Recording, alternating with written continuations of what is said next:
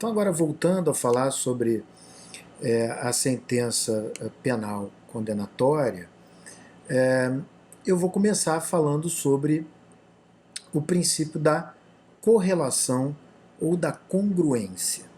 De acordo com o princípio da correlação ou da congruência, a, a sentença ela deve ter correlação com a denúncia. E o que significa ter correlação? Ela deve ser obedecer a denúncia? Não, não é obedecer, é respeitar a limitação estabelecida pela denúncia.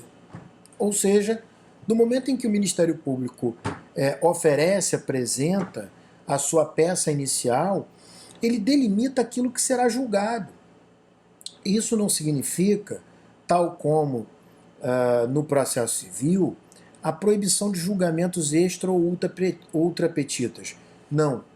A delimitação que é imposta pelo princípio da correlação ou da congruência da sentença, ela se volta não apenas para o pedido, eu diria até que o pedido é a limitação que obviamente existe, mas é a limitação menos importante. E eu diria até que ela acaba tendo pouca importância, infelizmente, não é? Porque o princípio da correlação ele implica em que o juiz não possa julgar fatos diversos daqueles que foram estabelecidos e fixados lá no momento do oferecimento da denúncia. Eu volto a dizer, lamentavelmente, não é? Os pedidos eles acabam até podendo ser um pouco modificados pelo juiz. O que nós vamos ver ainda agora nesse bloco é uma clara violação do direito melhor dizendo, do sistema acusatório, mas que é admitido por lei pela jurisprudência. Bom, voltando, eu havia dito que o princípio da correlação significa que o juiz na sentença não pode julgar um fato diverso daquele que foi narrado na denúncia. A denúncia, lembre-se, imputa uma conduta ao réu, ao acusado, e não raramente imputa também o próprio resultado decorrente daquela conduta, quando é um crime material, que envolve resultado material.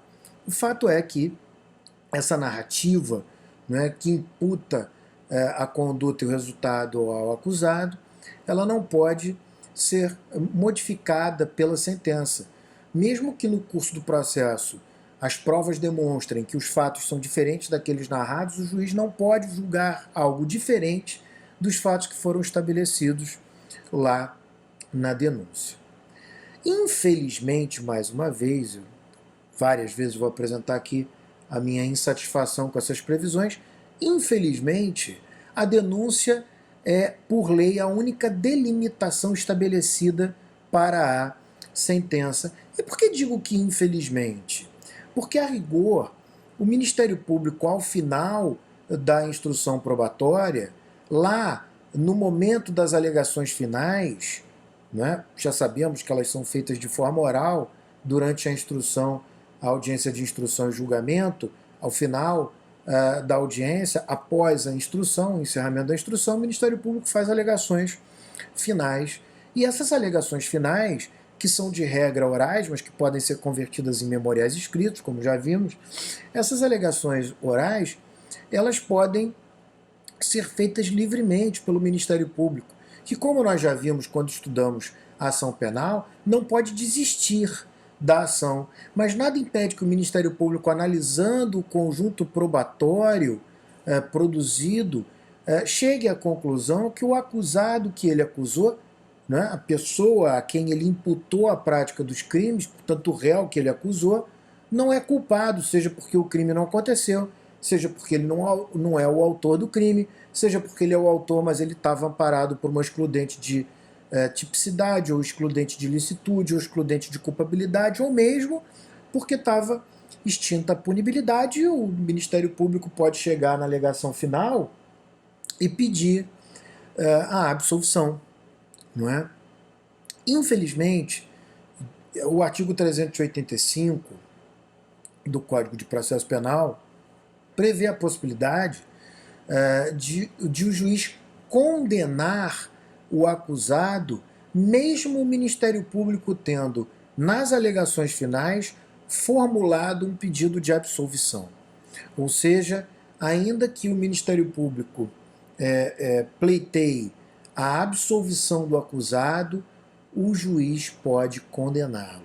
Ora, isso é claramente uma atitude violadora da alma do sistema acusatório, não é?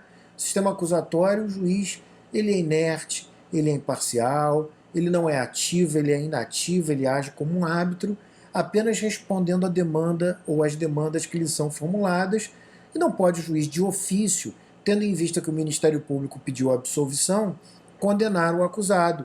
Isso coloca ou colocaria o juiz numa condição similar à de um acusador e não de um julgador. No entanto, o artigo 385 prevê a possibilidade do juiz condenar, mesmo quando o Ministério Público pede absolvição, violando o âmago, a alma do sistema acusatório. Tá? Bom, outra violação clara do sistema acusatório é a possibilidade da emendatio libelli. A emendatio libelli está no artigo 383 do Código de Processo Penal. E a emendatio libelli, tal prevista no artigo 383, basicamente implica numa espécie de autorização ao juiz de que, caso os fatos narrados na denúncia ou na queixa sejam exatamente os mesmos, que na hora da sentença o juiz possa atribuir àquele fato uma classificação jurídica diversa da que lhe foi dada no início pelo órgão de acusação. Ou seja, é como se o juiz pudesse fazer uma espécie de correção da acusação, fazendo uma retificação, né, da classificação jurídica do fato que foi atribuída pelo Ministério Público quando da propositura da denúncia. Com isso, o juiz assume funções tipicamente acusatórias, mais uma vez, infelizmente, e o artigo 383 admite que o juiz faça isso, inclusive ainda que ele tenha que aplicar pena mais grave. Então, eu vou dar um exemplo, certo? Um exemplo em que o juiz aplicou a emendatio libelli a despeito, diga-se de passagem, dele ter aplicado uma pena mais baixa, porque a emendatio libelli ocorre tanto quando o juiz aplica a pena mais alta como mais baixa, né? E aqui o exemplo que eu vou dar é verdadeiro, aconteceu com um caso em que eu fui advogado há mais de 20 anos.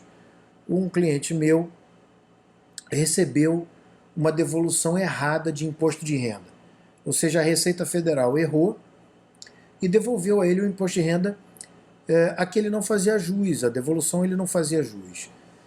Só que o meu cliente, quando recebeu aquela devolução na sua conta, ele não devolveu para a Receita Federal, ele se apropriou. E o Ministério Público narrou esse fato e classificou o fato como apropriação indébita. Na hora da sentença, o juiz concluiu que o fato, de acordo com as provas, tinha efetivamente acontecido, mas que não era o crime de apropriação indébita. O crime aplicável ao caso seria a apropriação de coisa havida por erro de outrem, um erro não provocado, que foi o caso. A Receita Federal errou espontaneamente. Então, o que o juiz fez? Ele desclassificou, simplesmente falou: o fato aconteceu, foi esse, mas não é apropriação indébita, é apropriação de coisa havida por erro de outrem. Como isso foi há 20 anos atrás, ele pura e simplesmente sentenciou. Por que eu estou dizendo ele pura e simplesmente sentenciou? Porque em 2008 ficou previsto duas questões dos parágrafos 1º e 2º do artigo 383 que são muito relevantes. A primeira é que se o juiz faz uma desclassificação, né, se ele muda o tipo penal, muda a classificação, e a nova classificação dá ensejo a um direito à suspensão condicional do processo, ele deve passar a uma audiência especial para a suspensão condicional do processo. Tá? Lembrando que os crimes cuja pena mínima seja igual ou inferior a 1 ano, cabe suspensão condicional do processo. E o parágrafo 2º do artigo 383 prevê que quando o juiz desclassifica para uma infração de competência de outro juízo, ele deve remeter os autos para esse outro juízo. E no caso do exemplo que eu dei, ao desclassificar de apropriação indébita para apropriação de coisa havida por erro de outrem, o juiz desclassificou para uma infração de menor potencial ofensivo. Então, isso deveria ser remetido para o juizado especial criminal, como nós já vimos anteriormente. Tá? Por outro lado, o 383 ele não se dá só quando a desclassificação é para penas mais baixas. A desclassificação também pode se dar quando é para penas mais altas, né? O que viola de forma ainda mais contundente o princípio acusatório próprio do sistema acusatório. Né? Imaginem que, e o que eu vou falar é um fato, acontece que o sujeito tenha recebido energia elétrica na sua casa e, para pagar menos, ele foi lá e provocou uma alteração do relógio para que a empresa concessionária fornecedora de energia elétrica fizesse uma leitura a menor do consumo e cobrasse menos. O Ministério Público acusa o sujeito que fez isso de furto de energia. E o juiz, ao sentenciar, não é furto de energia. Realmente o fato aconteceu, mas houve aqui uma alteração do relógio para uma fraude, portanto, para provocar em erro a empresa fornecedora de energia elétrica. Logo, isso é estelionato, não é furto de energia, porque não houve furto, né? Não houve subtração, a energia foi recebida, apenas a concessionária foi enganada para cobrar menos. Então é estelionato.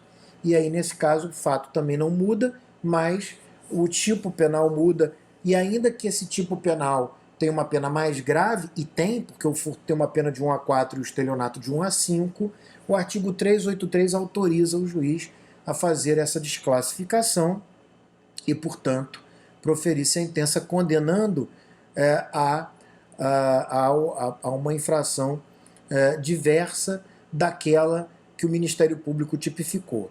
Para terminar esse bloco, eu preciso deixar muito claro que o artigo 383, além de violar o sistema acusatório, ele claramente viola o direito à ampla defesa, porque, afinal, o acusado se defendeu, no meu exemplo último, ele se defendeu do furto de energia, ele não se defendeu do estelionato, que é um outro tipo penal, com outras elementares penais, e que, portanto, poderiam ensejar uma defesa diferente. E, no entanto, o acusado se defendeu do furto e não do estelionato.